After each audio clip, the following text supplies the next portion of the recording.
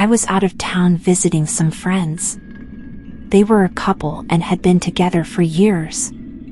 We ordered some Chinese food and had some alcoholic drinks and watched a movie on TV. I had a good buzz going, but my friends were really feeling good since they didn't drink much. After the movie, I helped Brian take Tracy to bed since she was in the worst condition of the two. I was invited to stay the night, so I didn't have to worry about getting pulled over. Sleeping on their couch was definitely a better idea than losing my license. After getting Tracy settled, I said goodnight to Brian and left them to sleep off their alcohol. I was soon comfortable on the couch and slept for a few hours before waking up and needing some water. I headed out to the kitchen to get a glass of water from the fridge dispenser. I got the munchies as well and opened the refrigerator to get my leftover Chinese food. While headfirst in the fridge, I heard a voice behind me say, "Nice butt." I was surprised and turned around to see their son Christopher standing there looking at me. I forgot he was home and in his room the whole time while I was visiting with his parents. He was always an outspoken teen. I said hello to him and informed him that he startled me. He apologized and he told me he didn't know I was staying over, then added that seeing a nice view like me bending over in the fridge made his night. With me wearing black spandex leggings, I'm sure the view was nice for him. Guys always seem to be hypnotized seeing a woman wearing leggings or really anything tight. I noticed he was wearing only boxer briefs and a shirt. Trying not to make the situation awkward, I told him how we partied a little while watching a movie. He smiled, saying that was good since it gave us time alone as he eyed me up and down. I told him I wasn't that drunk and went to get my water on the counter to take it and my container of food in the living room. On my way to the counter, facing away from him, he said it didn't matter if I was drunk or not, I still looked hot. Before I knew it, he was behind me, pressing me against the counter, practically pinning me. I let out a loud, "What the fuck," with him telling me to relax. He began caressing my hip and thigh, saying how he loved my body. Not long after that, his other hand was grabbing my boobs through my clothes. I told him he shouldn't be doing this, his parents wouldn't approve and he just needed to stop. I couldn't get away as I was being pinned against the counter. He said that there wasn't anything wrong having a little fun since we had some time alone like this. In a serious tone, I asked what would happen if his parents came out. He replied saying that his parents usually sleep until 10 or 11 in the morning when drinking. During our conversation, I was still being felt up by him, still pinned against the counter. I repeated that he should stop but was soon quieted, having the hand that was groping my chest now over my mouth, along with him giving me a shh in my ear as I let out some muffled, umphing sounds. I tried to struggle to get out from between Christopher and the counter but didn't have any luck. He pressed inward a little more to make sure he had me. Then I started feeling something recognizable for guys, also pressing against my butt. With me wearing spandex leggings, the thin, tight material made it easy to feel things like that. While in the helpless state I was in, he admitted how he always wondered how I felt after looking at me for so long. He also admitted he was always turned on by me, as he shifted to the side against me to grab my rear for a moment. "Very nice," he said while he enjoyed feeling me up. "This really beats jerking off to a mental image of you."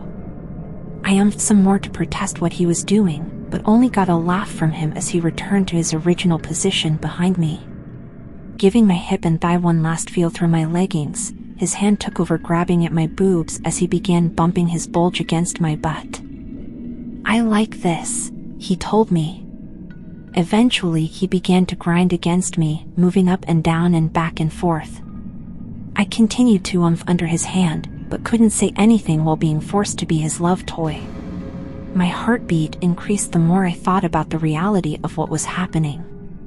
After some time of him doing what he was doing to me, he said out loud, "Let's try this."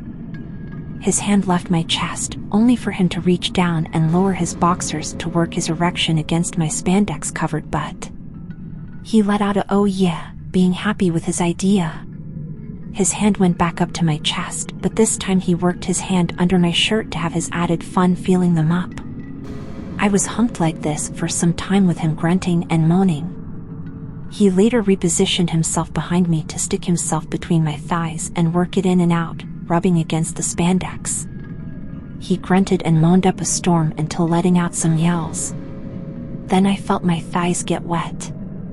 Once he got himself off on me, he removed his hands from my mouth and from under my shirt. I asked him angry and sarcastically if he was happy with himself. I'm now looking at him and seeing it for the first time. He was all smiles and said he was very happy, and sarcastically said he was sorry for messing up my leggings as he pulled his boxers back up. He then said we had time to get my pants washed to wear again. Still in a state of shock, I walked away from him. My heart pounded in my chest, my mind a whirlpool of anger and confusion. His laughter echoed behind me, adding fuel to the fire of my thoughts. I kept my head high, trying not to show him how much he had unnerved me.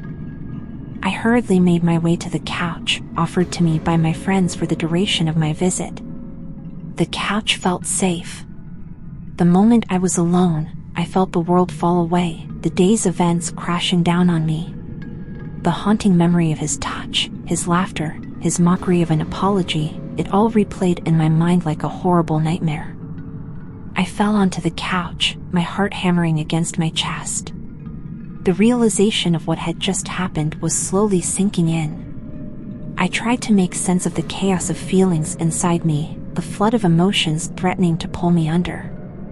The confusion, the violation, the anger.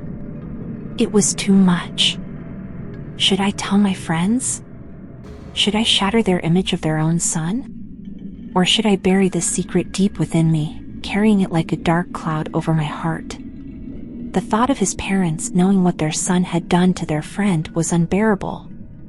And yet, could I live with myself knowing I didn't voice out the violation I had experienced? A sense of determination gradually started to replace my confusion. He had crossed a line and he needed to know that. He couldn't just walk away, leaving me shattered and broken, while he remained untouched by the consequences of his actions. He needed to understand that he had no right to touch me, no right to take away my sense of security and safety. As the night drew on, I wrestled with my thoughts, my plans. Tomorrow, I decided I would confront him. He needed to know he had crossed a line, that what he did was not okay. And maybe, just maybe, he would understand the gravity of his actions and the turmoil he had thrown me into. But regardless of his reaction, he would hear my voice loud and clear. He would know he could not silence me, he could not erase what he had done. I was not just an object of his twisted pleasure. I was a woman who deserved respect and decency. And he was going to learn that, one way or another.